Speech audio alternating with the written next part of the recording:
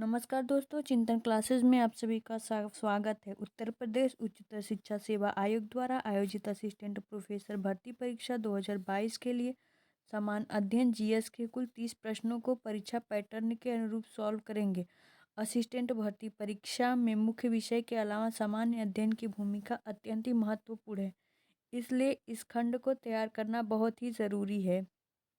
ये प्रश्न पत्र असिस्टेंट प्रोफेसर के साथ साथ नेट फर्स्ट पेपर, एएलटी एवं जीआईसी, जहाँ कहीं भी जीएस संबंधी प्रश्न पूछे जाते हैं, सभी के लिए ये वीडियो बहुत ही महत्वपूर्ण है। तो आज ये प्रैक्टिस सेट नंबर 43 है। और जो लोग चैनल पे नए हो, चैनल को सब्सक्राइब कर ले, बेल आइकन को ऑन कर लें, ताकि जो भी वीडियो डाली जाए उसका नोटिफिकेशन आपको मिल सके। तो और इस पे 42 प्रैक्टिस सेट हो चुका है। तो जो लोग नहीं देखे हों, इसी चिंतन क्लासेस में 42 1 से लेके 42 तक प्रैक्टिस सेट करवाया गया है। तो आइए देखते हैं प्रैक्टिस सेट नंबर 42 का प्रश्न नंबर पहला। और एक चीज़ कि इस प्रैक्टिस सेट को ज़्यादा से ज़्यादा लाइक करें, शेयर करें और कमेंट करें। तो फिर आइए शुरू करते हैं। प्रश्न नंबर पहला, प्रैक्टिस सेट नंबर 43 का प्रश्न नंबर पहला है। प्रश्न नंबर पहला है, निम्नलिखित में से कौन सा एक हड़प्पा स्थल नहीं है? तो नहीं है पूछ रहा है, तो नहीं है हो जाएगा। इसमें क्या हो जाएगा? ऑप्शन नंबर पहले का, प्रश्न नंबर पहले का ऑप्शन नंबर सी हो जाएगा, शाहगौरा। ये शाहगौरा जो है हड़प्पा स्थल नहीं है। नेक्स्ट प्रश्न, प्रश्न नंबर दूसरा है,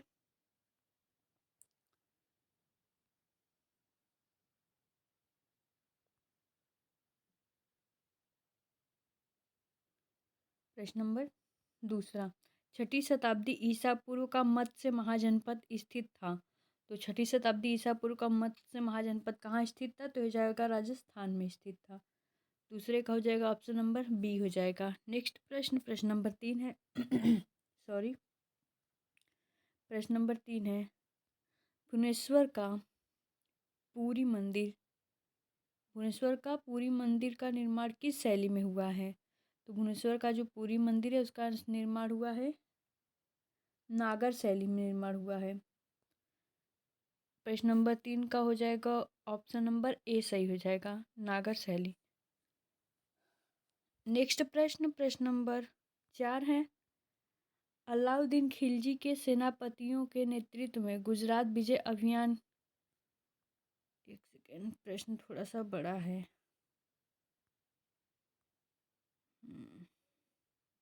अब ठीक है। अलाउद्दीन खिलजी के सेनापतियों के नेतृत्व में गुजरात विजय अभियान के क्रम में खंभात से किसे खरीदा गया, जिसने बाद में दक्षिण भारत की विजय का नेतृत्व किया? तो हो जाएगा इसका चौथे का हो जाएगा ऑप्शन नंबर ए हो जाएगा, मलिक काफूर को। नेक्स्ट प्रश्न, प्रश्न नंबर 5 है, प्रश्न नंबर 5 है, भारत में लोकसभा किसका प्रतिनिधित्व करता है? तो प्रश्न नंबर 5 का हो जाएगा ऑप्शन नंबर सी हो जाएगा, भारतीय जनता का।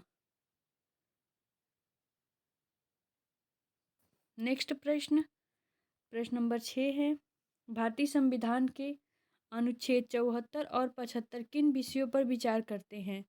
तो छठवां का हो जाएगा ऑप्शन नंबर ए हो जाएगा, ये जो भारतीय संविधान का अनुच्छेद 74 75 है, ये मंत्रिपरिषद से संबंधित है, इस पर विचार करता है। नेक्स्ट प्रश्न, प्रश्न नंबर 7 है, लोकसभा का अस्थायी अध्यक्ष किसके द्वारा नियुक्त किया जाता है? तो इसका हो जाएगा प्रश्न नंबर 7वां का हो जाएगा ऑप्शन नंबर डी हो जाएगा, राष्ट्रपति द्वारा। नेक्स्ट प्रश्न, प्रश्न नंबर 8 है, ये भी प्रश्न काफ़ी बड़ा है क्या? ज़्यादा, ये तो उससे भी बड़ा है क्या?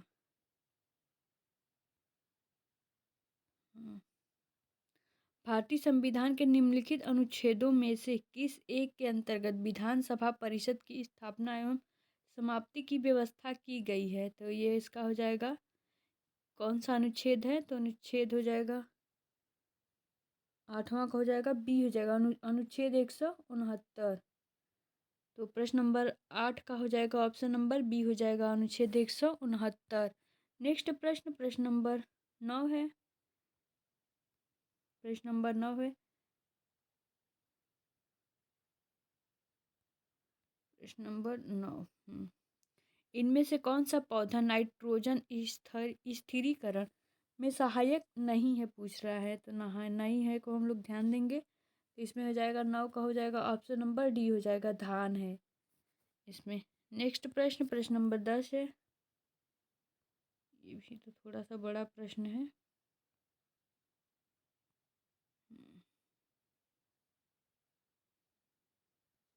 इको मार्क योजना 1991 में उपभोक्ताओं को ऐसे उत्पादों को खरीदने के लिए प्रोत्साहित करने हेतु आरंभ की गई जिनका पर्यावरणीय प्रभाव कम हानिकारक हो। निम्नलिखित उपभोक्ता उत्पादों में से कौन सा योजना के अंतर्गत अधिसूचित नहीं है? तो ये नहीं है वाले पे हम ध्यान देंगे।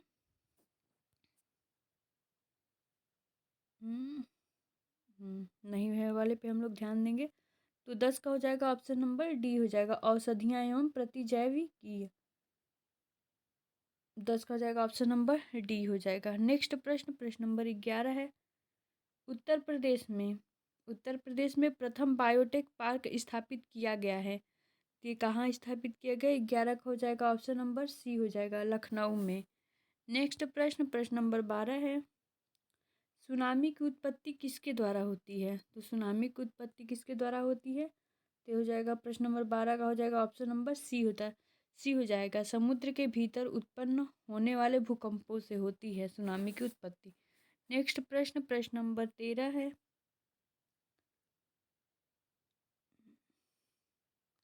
जिस विदेशी मुद्रा में शीघ्र देशांतरण की प्रवृत्ति हो उसे कहते हैं? तो उसे कहते हैं गर्म मुद्रा, कहते हैं गर्म मुद्रा है यहाँ पे। 13 का हो जाएगा ऑप्शन नंबर डी हो जाएगा, गर्म मुद्रा।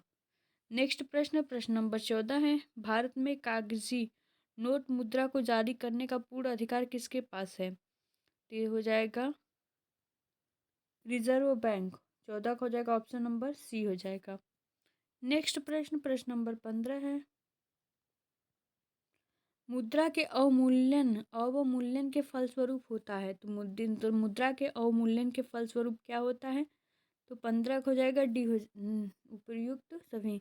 इसमें क्या होता है? निर्यात का प्रसार होता है, ये भी होता है।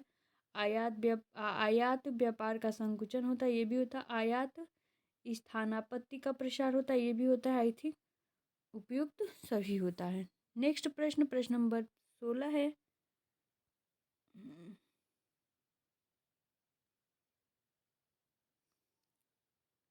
नेहरू महालनोबिस विकास की युक्ति निम्नलिखित में से किस एक पंचवर्षीय योजना द्वारा पहली बार कार्यान्वित की गई थी? तो 16 का हो जाएगा ऑप्शन नंबर बी हो जाएगा, द्वितीय पंचवर्षीय योजना के फलस्वरूप।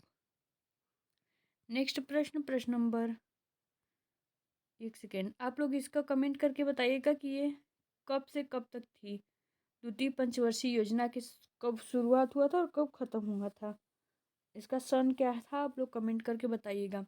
नेक्स्ट प्रश्न, प्रश्न नंबर 17 है। ये क्या है? 17। निम्नलिखित को आकार के अनुसार घटते क्रम में लगाइए तथा नीचे दिए गए कूट से सही उत्तर का चयन कीजिए। तो ये हो जाएगा प्रश्न नंबर 17 का। इसमें सबसे बड़ा कौन सा है? तो सबसे बड़ा बृहस्पति है, पहले पे ये आएगा, पहले पे ये बृहस्पति, दूसरे पे आएगा शनि, उसके बाद दूसरे पे शनि हो गया, फिर तीसरे पे हो जाएगा 17, तीसरे पे हो जाएगा यूरेनस, तीसरे पे, और चौथे पे हो जाएगी हमारी पृथ्वी। तो पहला, दूसरा, तीसरा, चौथा, मतलब इसमें हो जाएगा पहला हो जाएगा, फिर चौथा शनि, फिर दूसरा यूरेनस, फिर तीसरा पृथ्वी। 17 हो जाएगा ऑप्शन नंबर बी हो जाएगा। नेक्स्ट प्रश्न, प्रश्न नंबर 18 है। स्वेज नहर के बन जाने के पश्चात भारत और यूरोप के मध्य की सामुद्रिक दूरी में कितने की कमी आई है? तो स्वेज नहर के बन जाने के पश्चात भारत और यूरोप के मध्य मतलब कितनी दूरी की कमी हो गई है, तो ये हो जाएगा 18 का हो जाएगा। ऑप्शन नंबर बी हो जाएगा 7,000 किलोमीटर की कमी आई है। नेक्स्ट प्रश्न, प्रश्न नंबर 19 है। पनामा नहर का निर्माण किस वर्ष हुआ था? तो पनामा नहर का निर्माण हुआ था 19 का हो जाएगा। ऑप्शन नंबर डी हो जाएगा 1914 में हुआ था। पनामा नहर का 1914 में हुआ था। नेक्स्ट प्रश्न,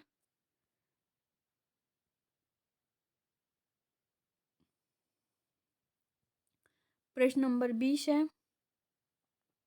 किस नदी की घाटी गहरी खड्ड भूमि के लिए प्रख्यात है? तो 20 का हो जाएगा। ऑप्शन नंबर सी हो जाएगा, चंबल नदी है ये चंबल नदी है। नेक्स्ट प्रश्न, प्रश्न नंबर 21 है।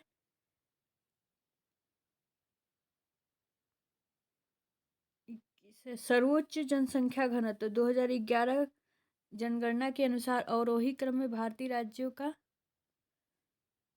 राज्यों का सही अनुक्रम क्या है? तो सर्वोच्च जनसंख्या घनत्व पूछ रहा है, तो इसका हो जाएगा 21 का हो जाएगा। सबसे ज़्यादा मतलब किसका है? तो हो जाएगा बिहार का। सबसे पहले बिहार आएगा, फिर पश्चिम बंगाल, फिर केरल, फिर उत्तर प्रदेश। तो वो हो जाएगा 21 का हो जाएगा।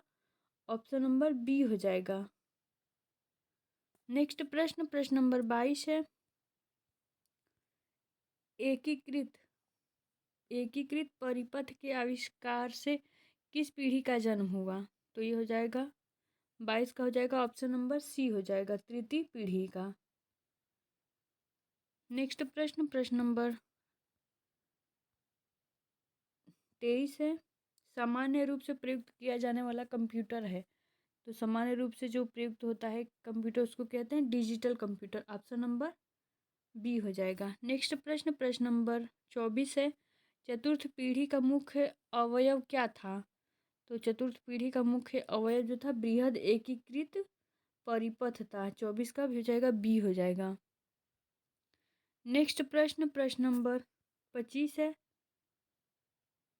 प्रश्न नंबर 25, उत्तर प्रदेश लोक निर्माण विभाग द्वारा सड़कों की निगरानी करने हेतु कौन सा जीआईएस पोर्टल बनाने की स्वीकृति दी गई है? तो कौन सा जीआई? तो ये हो जाएगा 25 का हो जाएगा। ऑप्शन नंबर बी हो जाएगा। 25 का हो जाएगा। ऑप्शन नंबर बी, सृष्टि 2.0 पोर्टल। तो ये करंट से संबंधित प्रश्न है, थोड़ा सा इसके बारे में जान लेते हैं कि ये क्या है।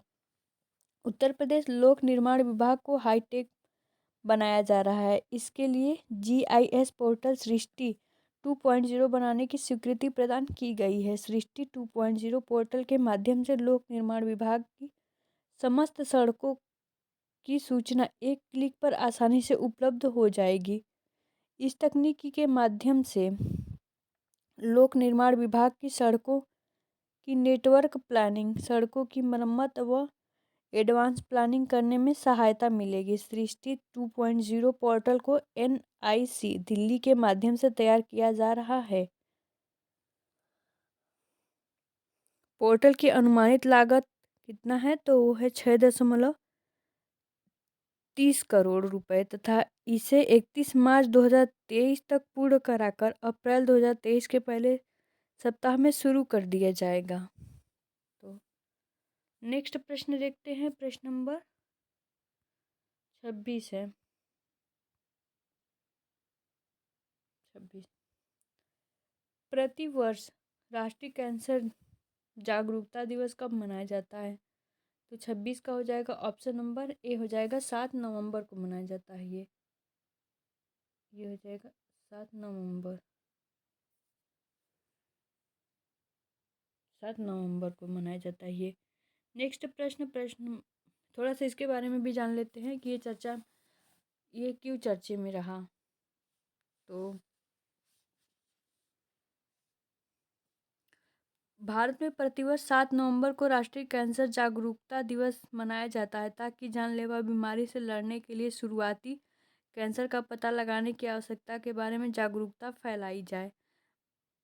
मैडम क्यूरी की जयंती के अवसर पर 7 नवंबर का दिन राष्ट्रीय कैंसर जागरूकता दिवस के रूप में चुना गया था, ताकि जिससे लोगों को इसके बारे में पता चल सके कि कैंसर कैसे होता है, इसके मतलब जागरूकता बढ़ाई जाए इसके कैंसर के लिए लोगों की। तो नेक्स्ट प्रश्न नंबर 27 है, चर्चा में रहा 103वां संविधान संशोधन किससे संबंधित है? तो ये संबंधित है आर्थिक रूप से कमजोर वर्ग से ये संबंधित है। 27 का हो जाएगा ऑप्शन नंबर डी हो जाएगा।